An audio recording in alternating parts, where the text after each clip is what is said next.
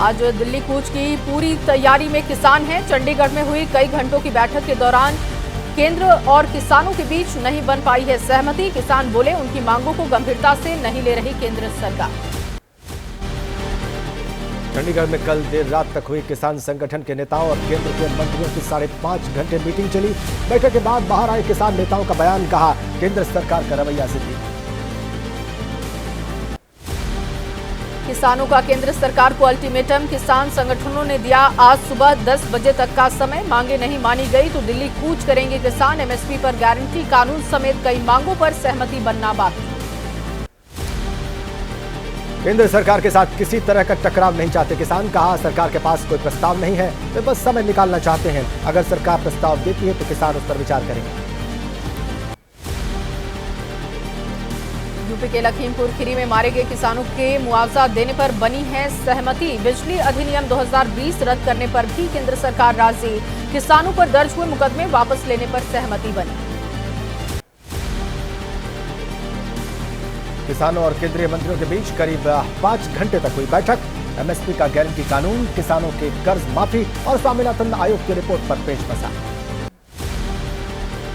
किसान मजदूर मोर्चा के संयोजक सरवन सिंह पंढेर बोले, हम लोगों ने पूरी कोशिश की, मंत्रियों से लंबी बातचीत करें, किसी निर्णय पर नहीं पहुंची सरकार। मीटिंग में भी नजर नहीं आई सरकार की गंभीरता। दिल्ली में किसान आंदोलन को देखते हुए धारा 144 लागू। 12 मार्च तक राजधानी में लागू रहेगी धारा 144। सभा करने, जुलूस या रैलियां निकालने पर रोक। किसानों के आंदोलन को लेकर हरियाणा पुलिस पूरी तरीके से तैयार। 64 कंपनियां अर्धसैनिक बल और 50 कंपनियां हरियाणा पुलिस बल की तैनात। 24 घंटे अलर्ट पर जवान। सभी अधिकारियों को सुरक्षा को लेकर सख्ती से निर्देश। किसान संगठनों के दिल्ली कूच को लेकर हरियाणा में सुरक्षा बढ़ी। कुरुक्षेत्र में पुलिस फोर्स की तैनाती। दिल्ली जाने वाली सड़कों को तारों की बाड़ लगाकर सील किया गया। किसानों के दिल्ली कूच को लेकर दिल्ली पुलिस की तैयारी। राजधानी के बॉर्डर पर बढ़ाई गई सुरक्षा। गाजीपुर बॉर्डर पर बरती जा रही विशेष चौकसी। ट्रैफिक प्लान भी तैयार किया गया। अंबाला में पुलिस ने अपनी तैयारियों को परखा। किसानों के आंदोलन को देखते हुए पहले से ही की गई तैयारी। आंसू गैस के गोले छोड़ने वाले ड्रोन सिस्टम का किया गया परीक्षण। अंबाला में शंभू बॉर्डर को सील किया जा चुका है। आरएएफ और पैरामिलिट्री फोर्स की तैनाती बढ़ा दी गई है। चंडीगढ़ हाईवे को भी पूरी तरीके से बंद किया गया। किसानों की कूच को लेकर सख्ती बरती जा रही है। हरियाणा के सिरसा में सुरक्षा बलों की तैनाती। बॉर्डर पर जवानों की लगाई गई ड्यूटी। किसानों को रोकने के लिए ब्लॉक किए गए रास्ते। इमरजेंसी वाहनों के लिए रास्ता खुला रखा गया। पंजाब के संगरूर में किसानों ने की दिल्ली कूच की तैयारी। ट्रैक्टर ट्रॉली लेकर इकट्ठा हुए किसान बोले, इस बार पिछली बार से भी ज्यादा जोश है। आर पार के मूड में दिखाई दिए किसान। किसानों के कूच को लेकर दिल्ली में गाजीपुर बॉर्डर पर बढ़ाई गई चौकसी। यूपी से लगती सीमा पर दीवार बनाकर ब्लॉक किया गया रास्ता। यूपी और दिल्ली पुलिस कर रही निगरानी। सिंघू बॉर्डर पर पुलिस ने बनाया 3 लेयर सिक्योरिटी प्लान। बॉर्डर से मुकरबा चौक तक 16 किलोमीटर के रास्ते को 8 जोन में बांटा गया है। अलग अलग जोन के हिसाब से सुरक्षा प्लान तैयार हुआ। राजधानी दिल्ली में किसानों की एंट्री रोकने के लिए पुलिस ने तैयारी पूरी की। सिंघू बॉर्डर की दोनों सर्विस लेन्स को बंद किया गया।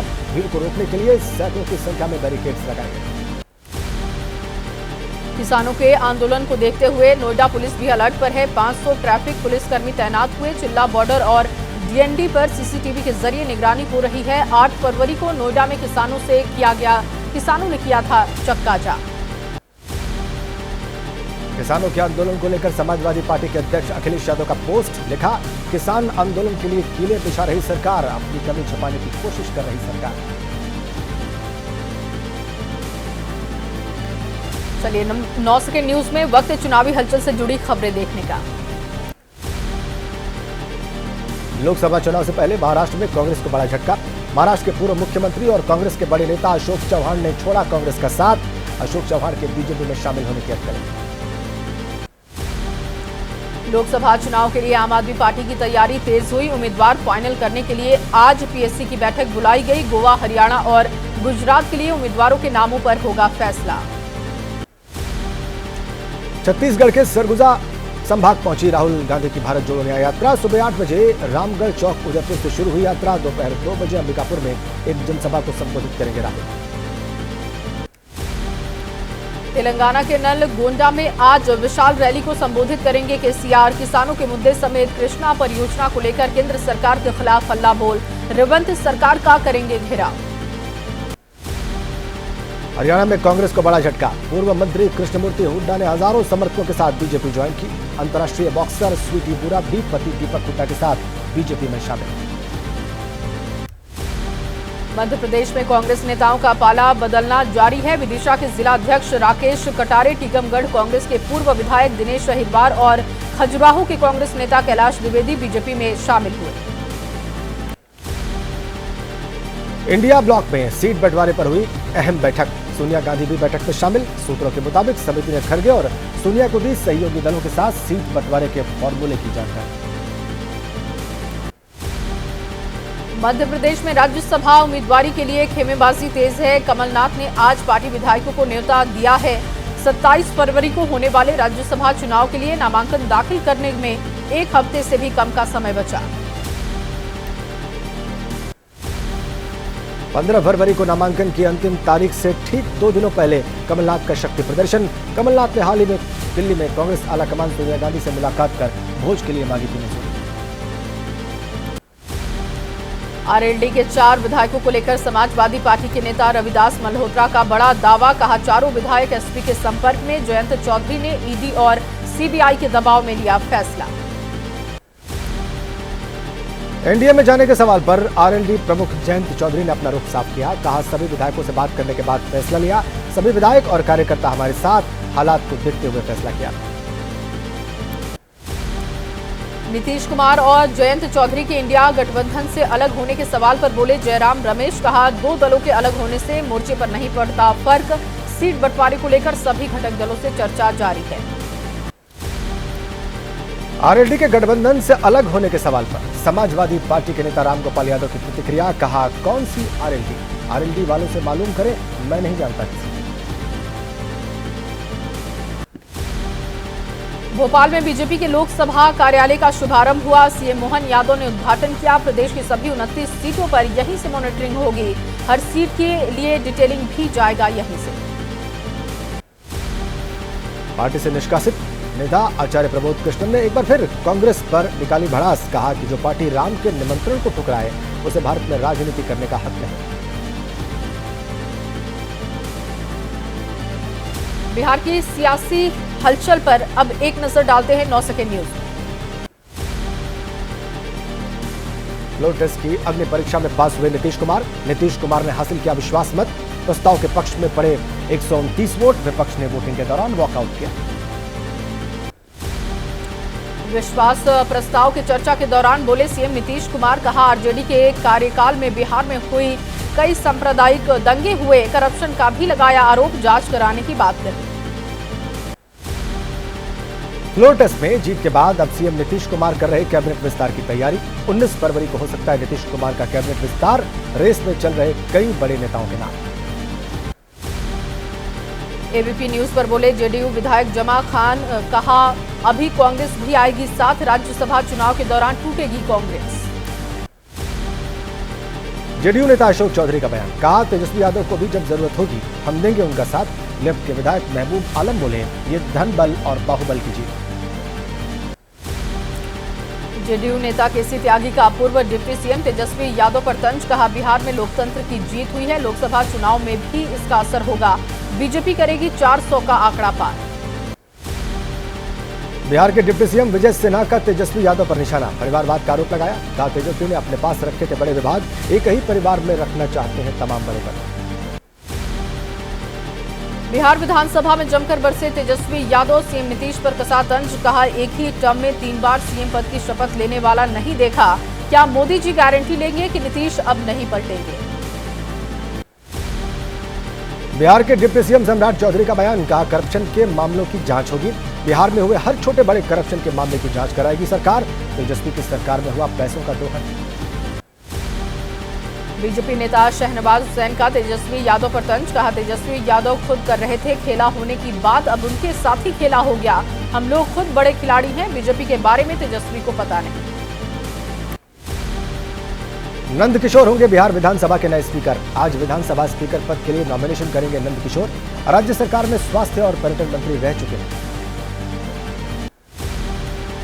बहुमत परीक्षण में जीत पर पटना में बीजेपी और जेडीयू कार्यकर्ताओं ने जश्न मनाया। नीतीश कुमार के फ्लोर टेस्ट में पास होते हुए आतिशबाजी शुरू हुई। कार्यकर्ताओं ने ढोल नगाड़ों के साथ जमकर डांस किया। बिहार के नवादा में एनडीए की सरकार बनने पर कार्यकर्ताओं ने जश्न मनाया। बीजेपी कार्यकर्ताओं ने आतिशबाजी के साथ खुशी जाहिर की, लोगों में मिठाइयां बांटी। और चलिए अब 9 सेकंड न्यूज में राजनीति से जुड़ी खबरें देखते हैं। कर्नाटक विधानसभा के बजट सत्र के पहले दिन केसरिया शॉल ओढ़कर सदन में पहुंचे बीजेपी विधायक। राज्यपाल ने अभिभाषण खत्म होने के बाद सदन में लगे जय श्री राम के नारे। अशोक चौहान के कांग्रेस छोड़ने पर राहुल गांधी पर केशव प्रसाद मौर्य का तंज। सोशल मीडिया पर लिखा, न्याय यात्रा के महाराष्ट्र तक पहुंचते पहुंचते शायद ही कांग्रेस का कोई बड़ा नेता स्वागत के लिए बचे। छत्तीसगढ़ के कोरबा में राहुल गांधी के भारत जोड़ो यात्रा के दौरान लगे मोदी मोदी के नारे। राहुल गांधी ने नारा लगाने वालों को फ्लाइंग किस दी, गाड़ी से उतरकर उनसे मुलाकात की।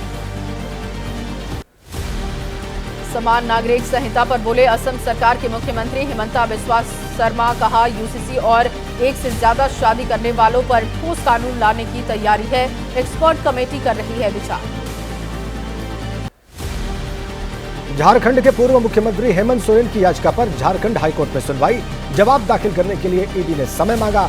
मामले की अगली सुनवाई 27 फरवरी को होगी। बीजेपी ने हेमंत सोरेन की रिमांड की अवधि को बढ़ाने के लिए कोर्ट के फैसले का स्वागत किया। प्रदेश प्रवक्ता प्रतुल शाहदेव ने कहा कि 4 साल के हेमंत के कार्यकाल के दौरान हुए 70,000 करोड़ के घपले। शाजी आलमी ने मुख्यमंत्री अरविंद केजरीवाल पर निशाना साधा, कहा अपनी मौज के लिए दिल्ली की जनता के पैसों से हो रहा टूरिज्म, दिल्ली के सुल्तान को ऐशो आराम की लगी लत। एमपी सरकार ने पेश किया अंतरिम बजट। मध्य प्रदेश के अंतरिम बजट पर बोले मुख्यमंत्री मोहन यादव, कहा बजट में सभी वर्गों का ख्याल। पिछली कमलनाथ की सरकार से लगभग दोगुनी राशि का अंतरिम बजट। केंद्रीय मंत्री निशित प्रामाणिक का सीएम ममता बनर्जी पर प्रहार, कहा पश्चिम बंगाल में कानून व्यवस्था की स्थिति बेहद खराब, महिलाओं पर हो रहा अत्याचार, टीएमसी राज में जंगल राज।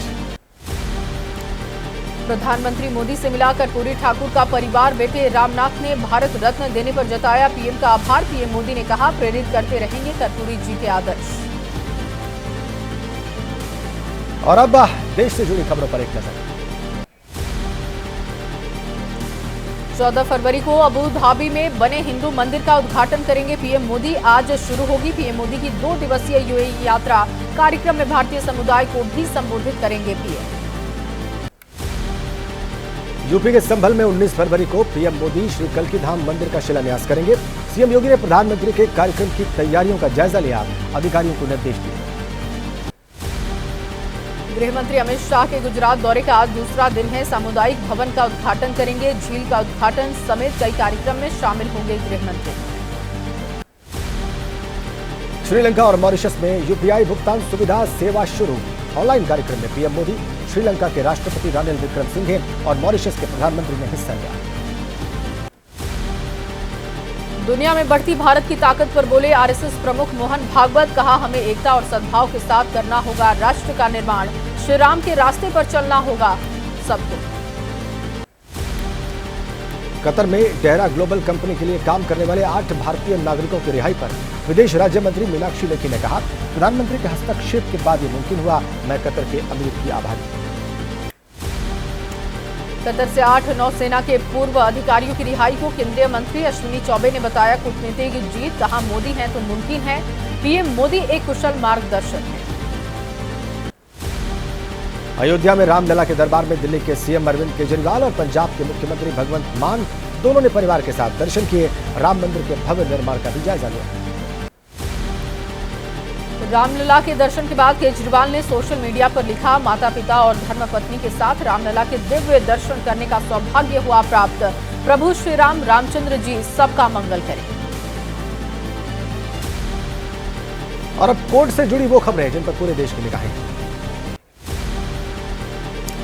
गुजरातियों को ठग बताने वाले बयान से संबंधित मामले में सुप्रीम कोर्ट आज सुना सकता है फैसला। तेजस्वी यादव ने लिखित हलफनामा दायर कर बयान पर खेद जाहिर किया है। सांसद रणदीप सुरजेवाला के खिलाफ एमपी एमएलए कोर्ट में सुनवाई आज।